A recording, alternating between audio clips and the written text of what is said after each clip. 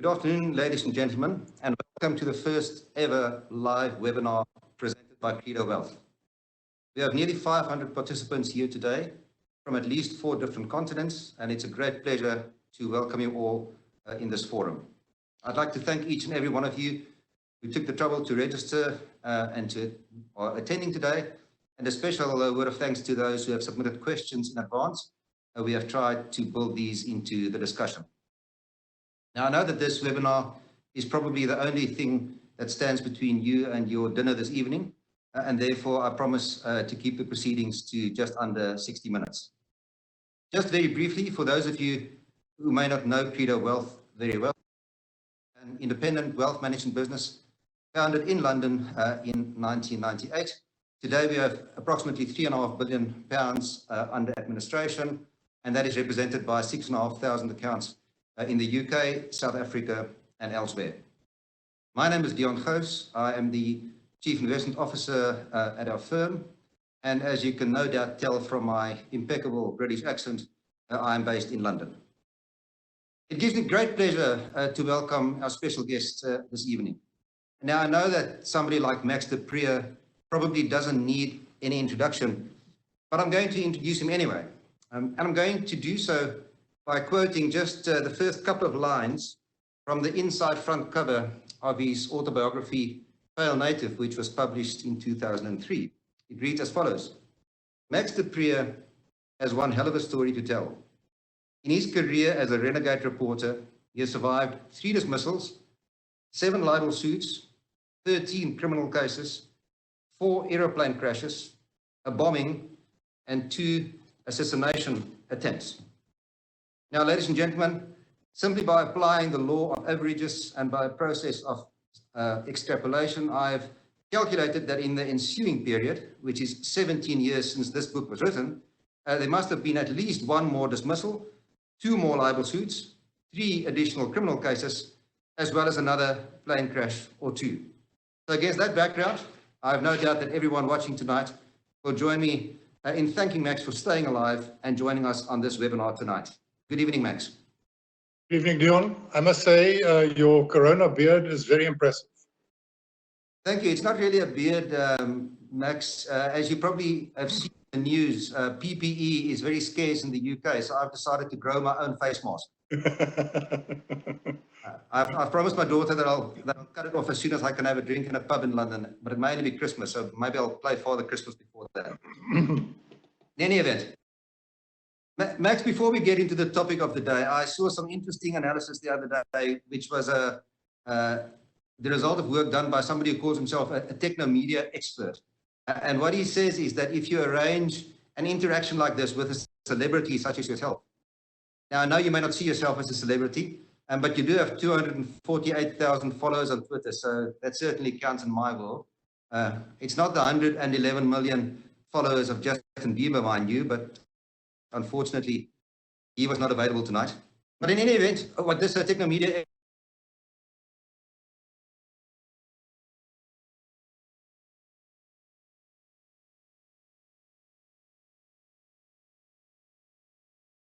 people that are attending, and that suggests that maybe your follower count is slightly overstated. You may have as many as 240,000 of those dreaded bots that were originally set up by Bell Pottinger still following you. What do you say to that? I have a suspicion that the majority of my followers are members of the EFF, just judging by the reaction I get sometimes. But I'm sorry I didn't deliver 200,000 people. But the ones that we have are the clever ones. Well, you're also the spokesperson for white monopoly capital, as they used to say. That's very much our client base, Max, as long as a few of them can follow us. Anyway, let's get straight into a starter for one, Max. Tell us, how has life under lockdown in South Africa been treating you and your family? Listen, I'm wallowing in middle-class privilege here. I live on the coast, as a boy from Kroonstad should when he gets grown up. So I spend my mornings whale watching in False Bay. And my wife hasn't left me yet. possibly because she's not allowed to go anywhere. So we're hanging in there. We're hanging in there. And I must say, I am constantly under the impression of my own privilege. Because I look across the bay and I see Khayelitsha, where in my house, it would probably be 20 families. So we're hanging in there. I think I've been pleasantly surprised to South Africans. We have all said there will be looting, there will be fighting in the streets, and we've seen pretty little of that so far. I think we have reason to be proud of ourselves, if not of our government.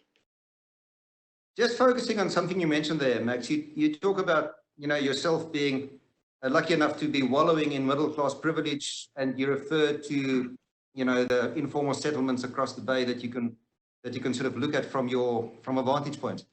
My question to you is, if you look at that sort of discrepancy between the two, sets of population, if you like, do you really think that the kind of measures that have been announced in South Africa, which frankly may be more strict than elsewhere, but they are similar to other parts of the world, do you think those were ever really going to be practical in a society like South Africa? Yeah, it's a tough one because we can't be compared to the UK or any European or North American nation. But what else could they have done? The obsession was, and should have been, to flatten the curve, as they say. In other words, from our first infection in the country, to keep infections at as low a rate as possible, to make it possible for us to ramp up our hospitals, get test kits, to prepare for when the infection rate rises. And I think we've done pretty well on that score. And again, the surprise is, to some extent, the lockdown even worked in the informal settlements, or as we call them, the squatter camps. People actually locked themselves and their families into their little homes. And I think that is quite remarkable. I also think the time for that is over. People are very, very restless. But so far, so good, I must say. You say the time for that is over. I understand that South Africa is moving to a so-called phase 4, and I've also heard that the president will be making an announcement originally tonight at 6, so that was going to compete with us. But then apparently somebody told him about our webinar, so that's been pushed out to 7:30, thankfully, is my understanding. But what do you anticipate the president to say tonight, or his spokesperson? I think it's going to be Nkosazana Dlamini Zuma, and we expect her to spell out a little bit more of what phase 4 will look like. And knowing her, it will be quite a process, because she has to make the weighty decision whether we should be allowed to walk our dogs, and under what circumstances. Are we allowed to walk around the block or only half the block? Those are things that she's been mulling over, and she's not going to let us get away with anything. So it's that kind of thing. We'll hear some more of the practical stuff. We don't hear about schools yet, but we'll hear about cigarettes and alcohol. Well, alcohol is out, but there's been a nice little fight between her and the president, and a flexing of political muscle, because the president said tobacco products will be on sale from Friday. 2 days later, she went on television and she said, well, I don't know about that. We will refer it back. And her whole body language and the language she used meant she was unhappy with that. And she also, I suspect, mobilized structures like the ANC Youth League.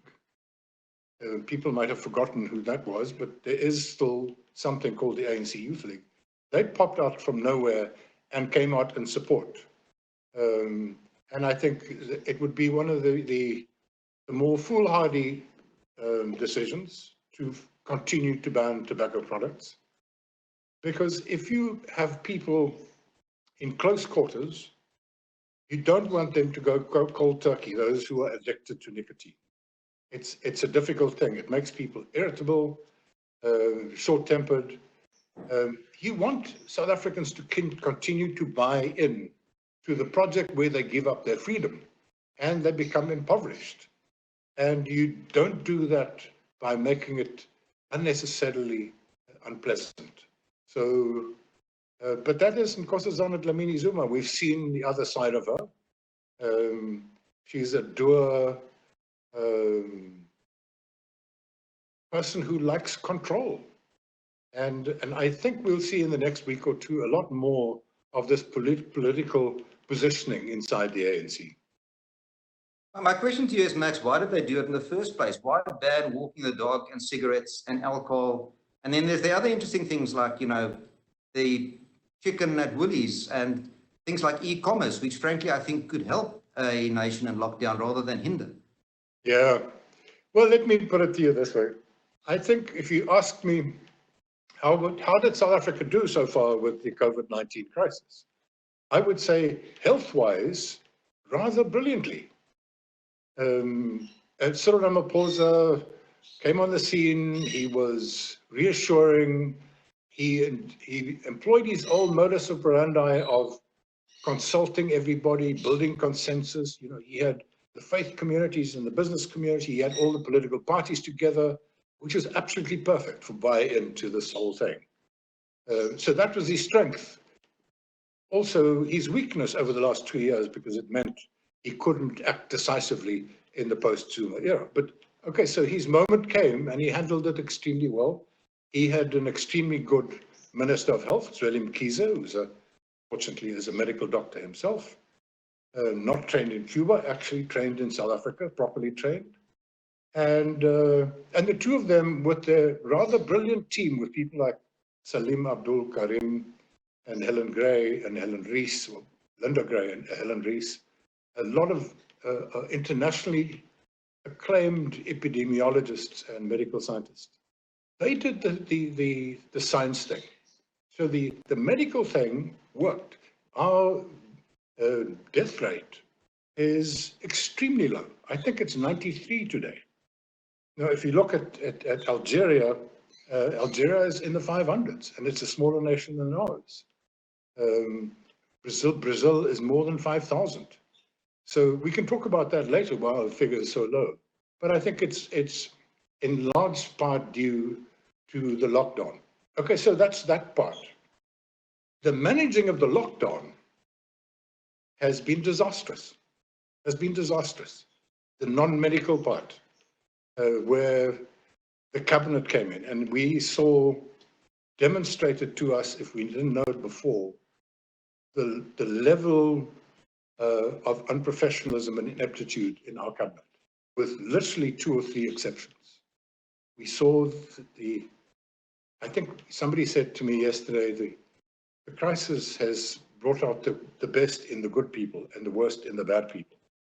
And we saw people like Becky Cele, our Minister of Police, almost like a wannabe Idi Amin, with a hat on and shouting and screaming and threatening. Fikile Mbalula changing his mind in one day 4 times, parading like a clown. We saw the Minister of Social Services, Lindiwe Zulu, suddenly deciding it's time for revolutionary chic. And she started using camouflage uniforms and these weird little caps with a Cuban flag on it.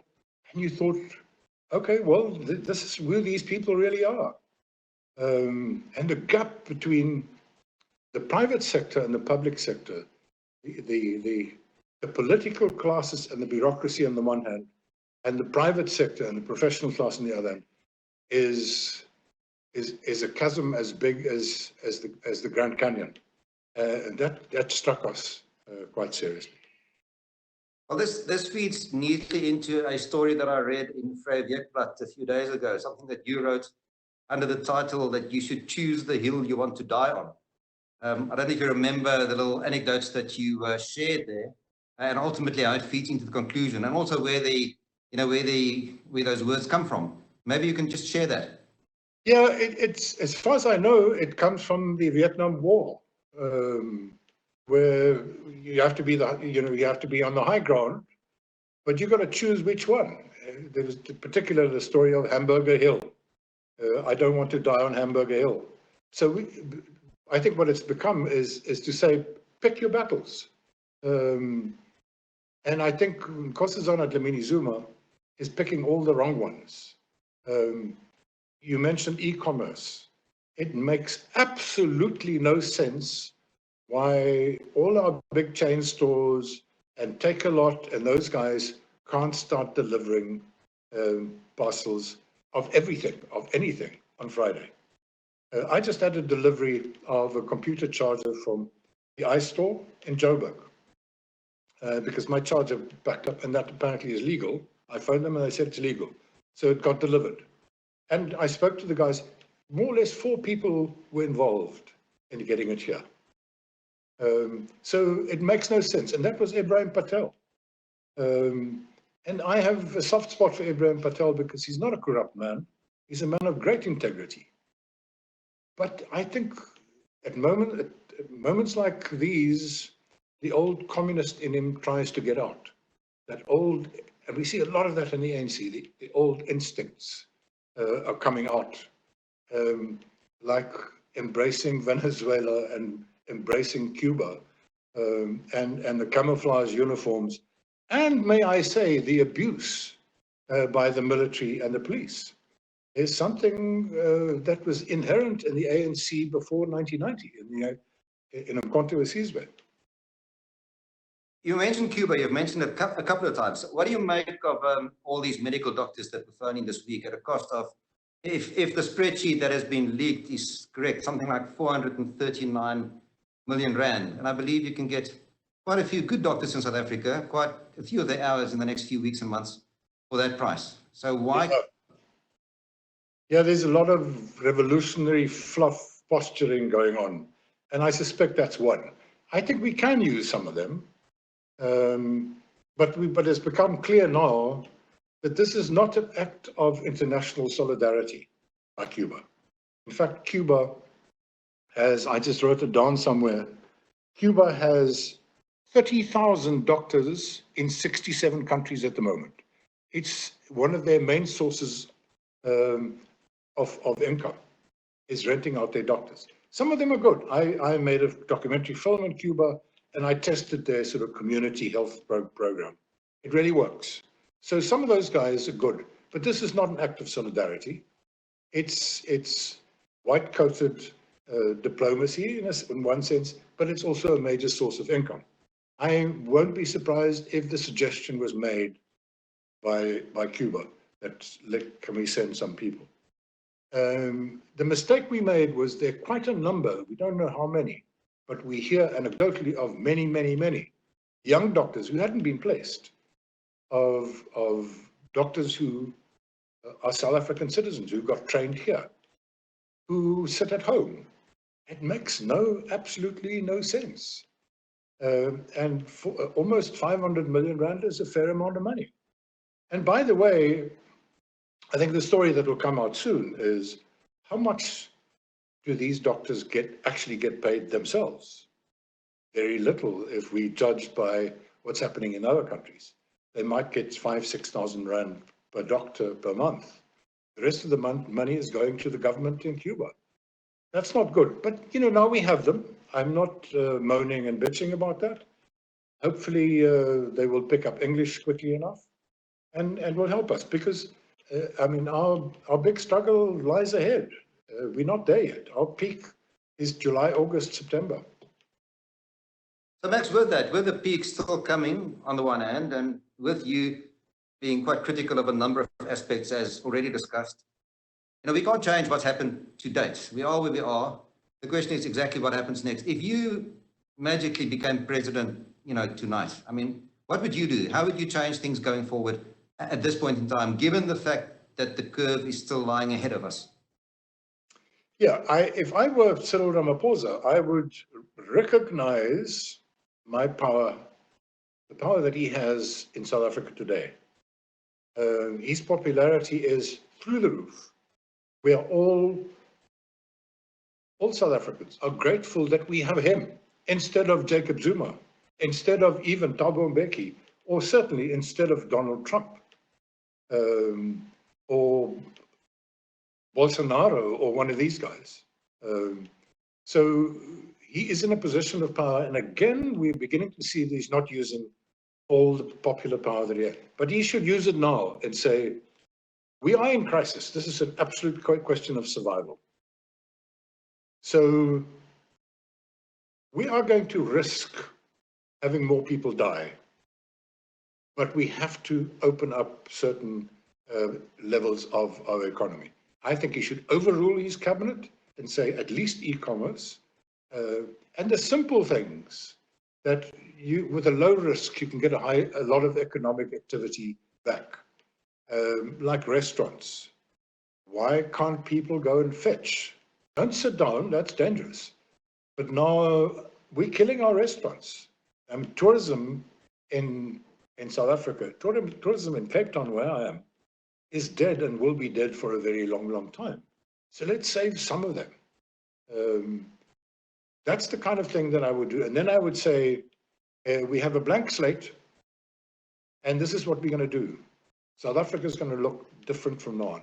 We are taking money from the IMF and from the World Bank and from the BRICS Bank, but that makes our debt load so high that we'll have to do some other stuff. So here's my Marshall Plan. We have to relax some of the labor legislation because the only way out of this is growth. We have to live differently. I would, if I were him, I would come in with a basic income grant. I think if I were him, I would push through with the national health insurance, which I was dead against in the beginning. What we're seeing around us and what we're seeing in the UK with the NHS saving Britain, and what we see in the United States and elsewhere, I think we can now start building and saying, if we are going to have 10,000 patients in our hospitals, then all our private hospitals will come into and be treated as ordinary hospitals. All hospitals will be the same. There will be no going back after that. And we have to do different calculations. So I'll have to, if I'm the president, I will tell South Africans that we have to fundamentally change the way we look at each other, at our government, and at the way we live. Because otherwise we'll be on a downward trajectory that will take us to Venezuela status. You make a number of interesting points there, Max, and I suspect maybe one of them that would be more controversial than the rest from the perspective of the people that are listening here today is your support, or your newfound support, if I may, for the national health insurance system. Yeah. So my question to you is, do you really think that in South Africa at the government level there is the capacity to implement something like this efficiently and to manage it going forward on a way that is, efficient, not corrupt, and will ultimately do what it says on the tin? Yeah, no, I don't think so. I mean, every bit of evidence says no. But if we, in the next, between now and September, October, if we can successfully jack up our public hospitals, which I think is happening, I've seen some good reports on some of our big hospitals like Charlotte Maxeke. Good things are happening. I mean, that penny is dropping, that those places are places where people go to die instead of get healthy.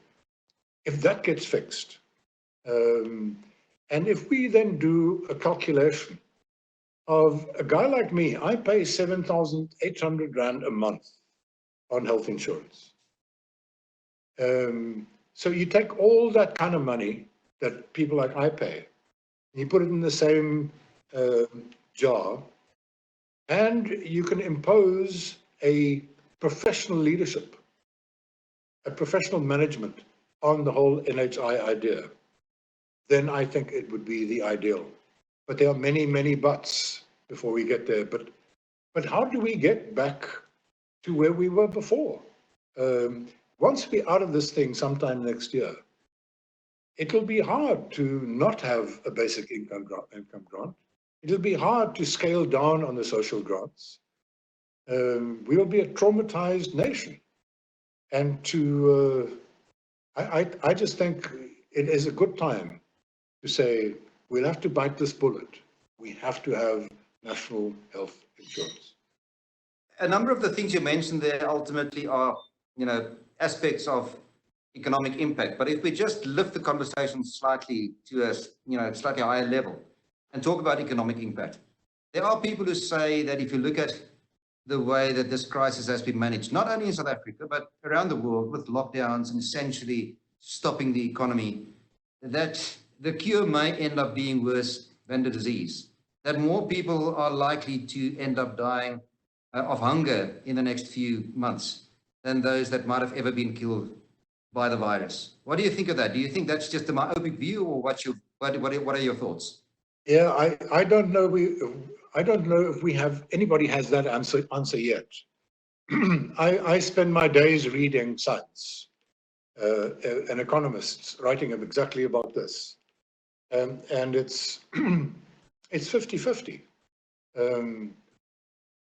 For one, I'm over 60. So if I follow the arguments of the herd immunity people who are saying, well, let's sacrifice our older folk. Damn it, that's me also. That's me. That is, I mean, the president of the United States and the next president of the United States are pushing for 80. Most of our cabinet members are in their late 60s or early 70s. You have world-leading philosophers like Chomsky who are in their 80s. So this thing of let's sacrifice the boomers, I don't go for that. I think the damage to society will be too great. So in South Africa, with our cultures and our traditions, to make a decision to say we're going to lose 60,000 people in order to get our economy on the road quicker is something that no government will ever survive. So that's the big question. It's a big question in the United States now. It's one, the exit strategy in the United Kingdom is where's this balance? And nobody knows what the answer is because we know so little about this virus. I mean, why is the death rate and the infection rate in South Africa so low? Nobody knows. It makes no sense. It's not because we are a young population, because most of the people who died with the virus so far are middle-class people, and most of them are white. And they're mostly in Johannesburg, Cape Town, and Durban. So it's not the youth thing. It can't be the anti-TB vaccine either. We don't know. I remember the World Health Organization some weeks ago warned against the wearing of masks and said it's dangerous to wear a mask, which was outrageously stupid. It was stupid. Now it's compulsory in most places in the world. As we learn more, we now learn that 70% of people who test positive for this virus show no temperature, have no temperature. So from the beginning, we said, if you get a temperature and a bit of a cough, then it's corona. Well, temperature seems to be out of the window. Now we get damage to kidneys. We have heart attacks. We have strokes among young people because there's a blood clotting thing going on. We have no idea what this virus is. And there's a lot of scientific populism going on where you have celebrity epidemiologists and doctors popping up and making a name for themselves. And they fall by the wayside one after the other. And only the proper guys like Anthony Fauci and Salim Abdul Karim are still standing. So we simply don't know what is going to happen next. Unfortunately, we have a government that listens to the science. You make a point of all these amateur epidemiologists. That's quite a tough word for me. It was a very good cartoon by Zapiro a week or so ago where show people that qualified at the University of Google and at Wikipedia College and the Academy of YouTube and the like. So that's it up. Anyway, just focusing on slightly something different. Let's talk about the private sector at the time of the crisis. I know that you have been an advocate of saying that people from the middle classes have more of a responsibility to help out in the time of COVID. Have you seen a response to that? Oh, overwhelming response. It's one of the positive things of this whole crisis. How big corporates, but also medium, small businesses, and ordinary people in the middle classes have come to the party. In Hot Bay, just over the mountain from me, one guy decided he needs to do something. And they are feeding the entire Imizama Yetu, that squatter camp in the middle of Hot Bay. Tons of food, tons of potatoes again today. It is a remarkable story. And there are thousands and thousands of these stories. And then you go to the big corporates, the Ruperts and their family, 2 billion, Naspers, 2 billion, the different factions of the Oppenheimer family, 2 million, Motsepe, 1 million. I believe Dick Edhoven family empire also gave a big amount. It's almost a wealth tax that people are volunteering. I think it's quite remarkable. And if you look at, people are being fed by other citizens, not by the state, because the state, and we should have expected this. We shouldn't have expected this state to suddenly become a capable state overnight because we have a crisis. So what they were thinking of trusting local councillors to deliver parcels of food to the people, I don't know, because most of those got stolen or dished out to cronies. And that is absolutely scandalous. So what you've had is ordinary people, and people like Gift of the Givers, which is a fantastic NGO that we have here, just kicking in and feeding people. I mean, it happens in my neighborhood here, just ordinary people feeding people, because the state simply isn't doing it. Final question about coronavirus specifically. How do you see the world changing beyond this crisis? And I don't mean the next few months, the next year or so, until we hopefully have a vaccine and some sort of normality starts returning to our lives for the most part. But do you think it will really have a sustainable impact on the way that we live and the way that we interact? Yeah, I can't see why, if this goes on for another few months or a year, and the impact of this much longer, how can we be the same? It will fundamentally change our attitude. I live in Cape Town. 2 years ago, we had a water crisis, and we adjusted very quickly as ordinary Cape Townians and saved the day. When I travel, after our crisis, when I travel anywhere in the world, or Joburg or whatever, I cannot stand flushing a toilet or taking a long shower. It is now a part of me to save water. And I talk to Cape Townians, they all like that. We've internalized the idea that water is precious. And I go to Joburg and my friends sort of rinse their cups in the running water, and it makes me angry. And that tells me something about human nature. We're going to learn things now that we won't be able to unlearn or shouldn't unlearn. I think Tito Mboweni was sort of musing about this in a press conference the other day, saying we're going to have to change our whole society. We're going to have to be slightly less materialistic. We will stop buying really smart, fancy new cars, but we'll do other things that will compensate.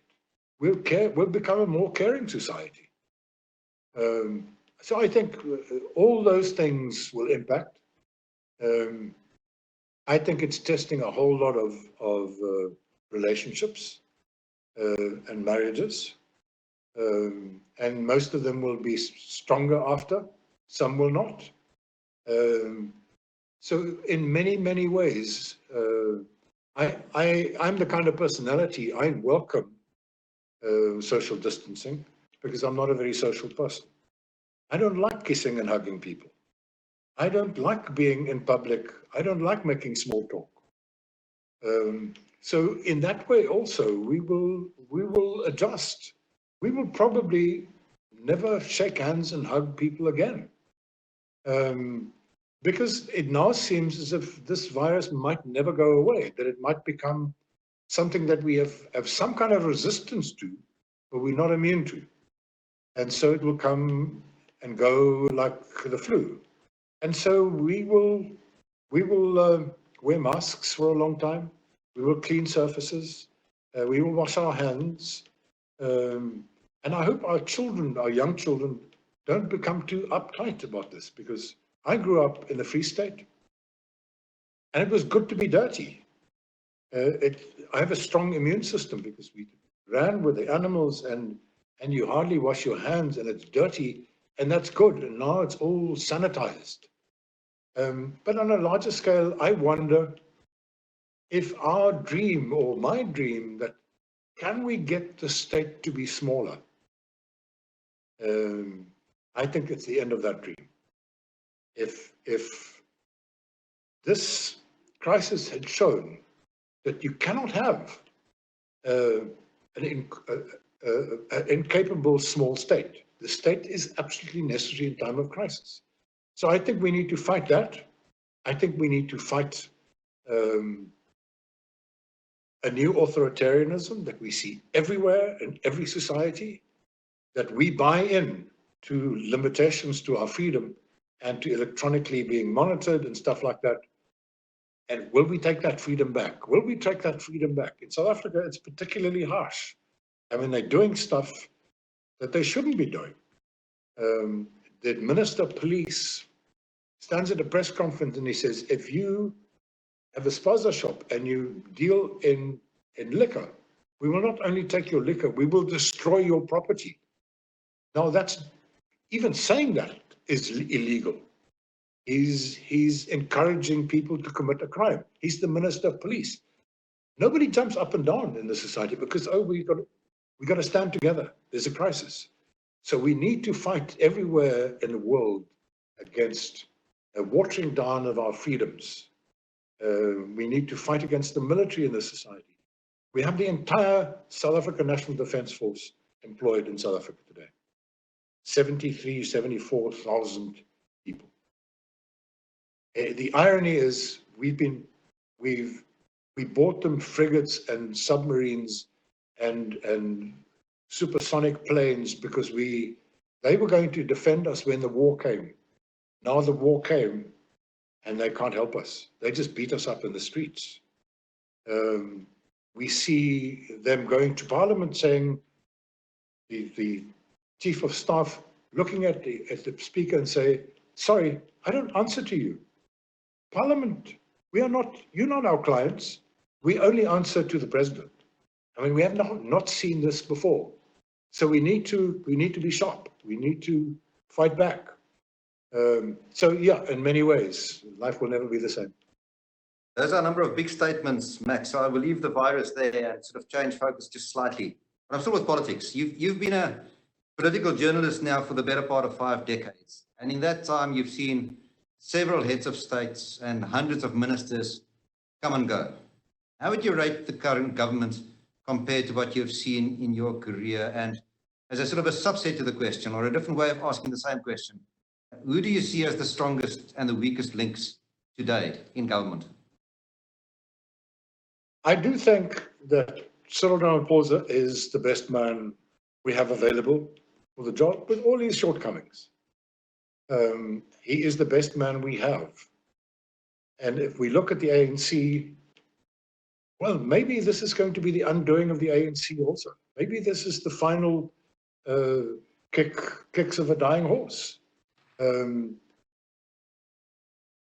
if Cyril comes out of this stronger, then maybe there will be a different ANC. If all goes pear-shaped, he might lose, and we might look at a more populist future. So I think I can't compare Ramaphosa to de Klerk or Botha or Foster, because that was just a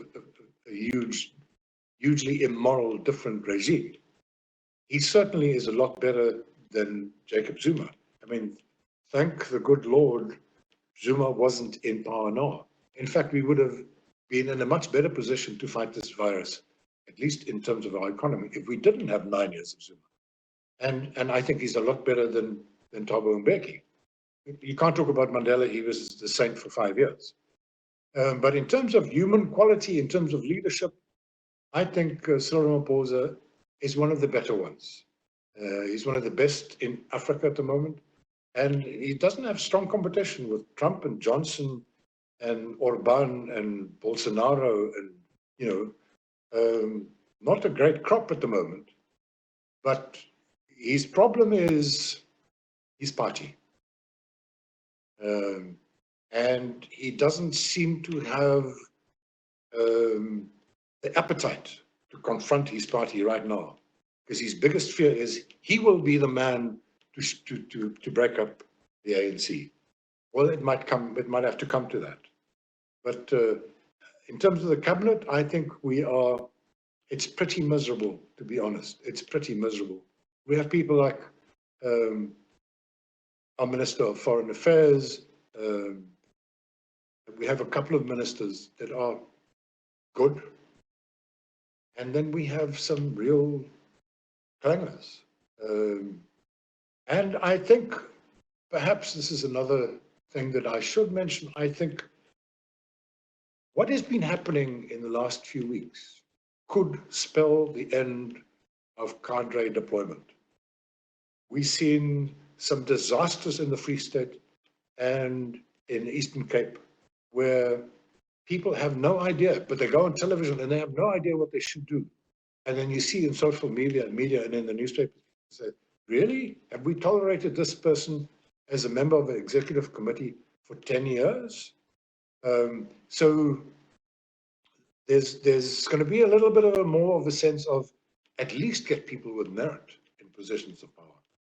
A number of those things that you mentioned don't add up to very good news for the ANC itself.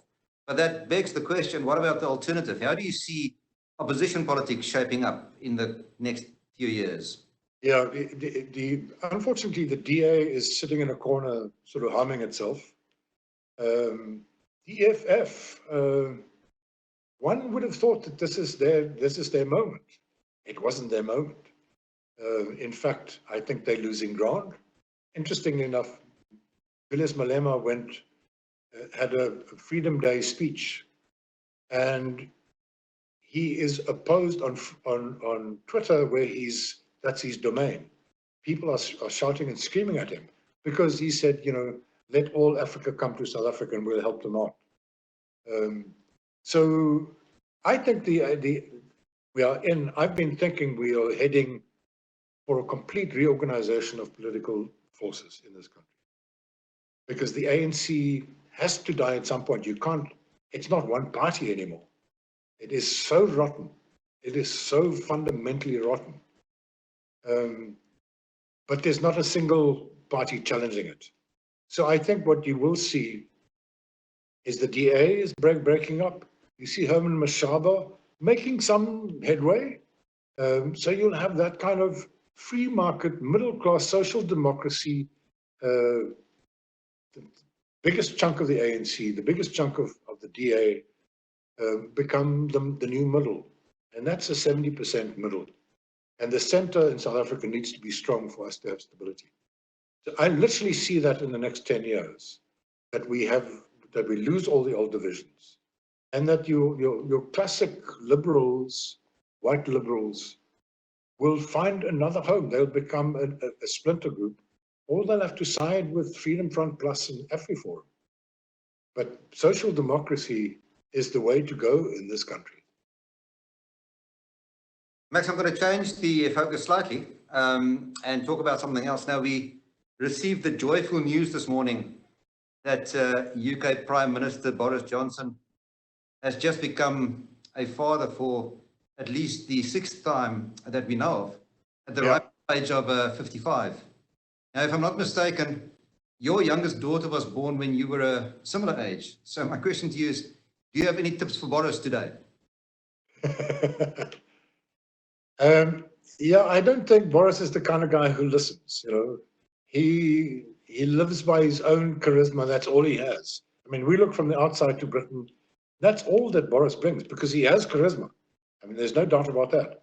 But what else does he have? He doesn't have a very good government that he put together. So I doubt if he's open to advice.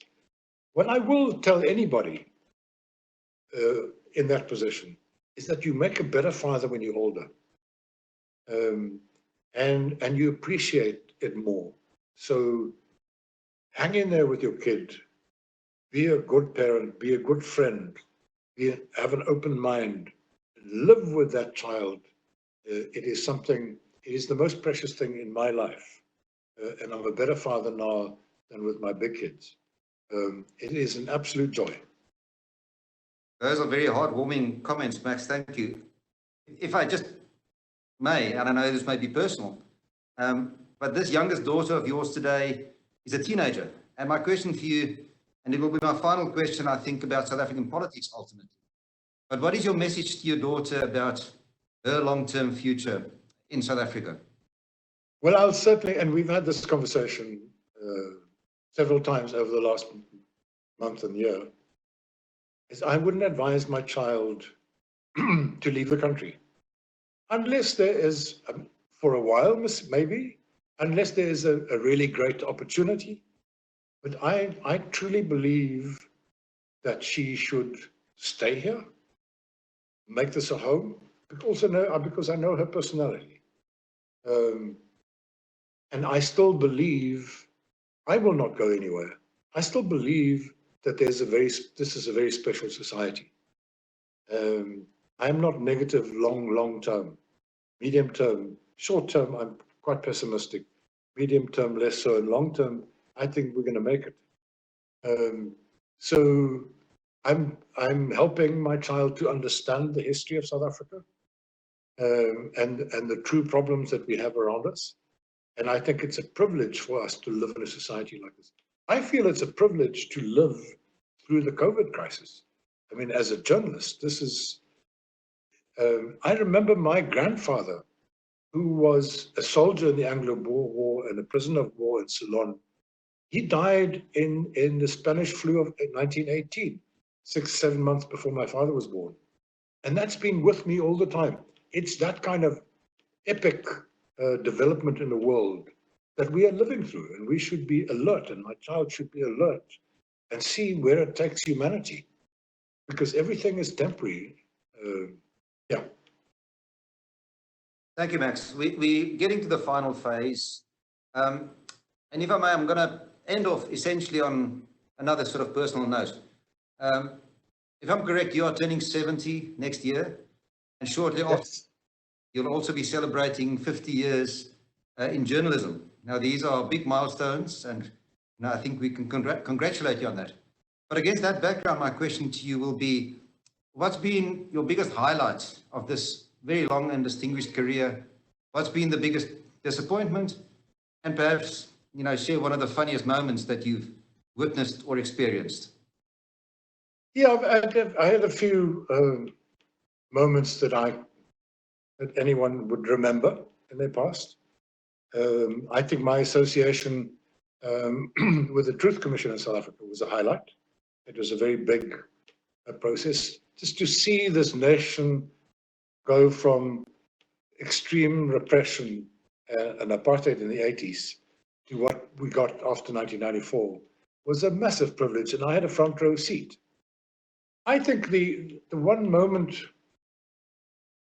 that I will tell my grandchildren one day is the day that I went, I think it was about 96.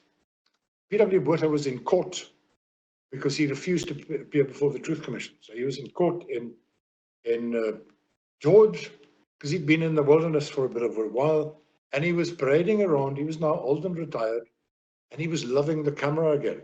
And they were, when the CNN, BBC, everybody was there. And he was strutting around, pointing his finger in the court in the impromptu press conference saying, "Don't awaken the tiger in the Afrikaner." And I was standing right next to him. And I said to him, "But sir, there are no tigers in Africa." And I thought, I was clever. It's like, He turned around and he said, "But if there were, you wouldn't be one of them."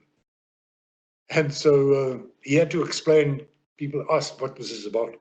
So he turned to the international cameras and he poked me on the chest with his finger and he said, "Ladies and gentlemen, this man has spent his entire life making trouble for other people."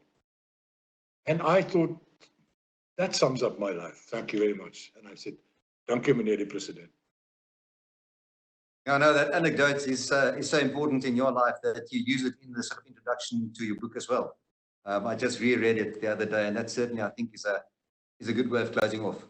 So, Max, from my perspective and from our firm's perspective, thank you very much for your time and for your contribution tonight. And all that remains for me is to also thank our audience for tuning in and to ask all of you to please now take this opportunity, walk to the kitchen, open your fridge, take out the best bottle of wine and pour yourselves a large glass with the compliments of Credo Wealth. Until we meet again. Thank you very much.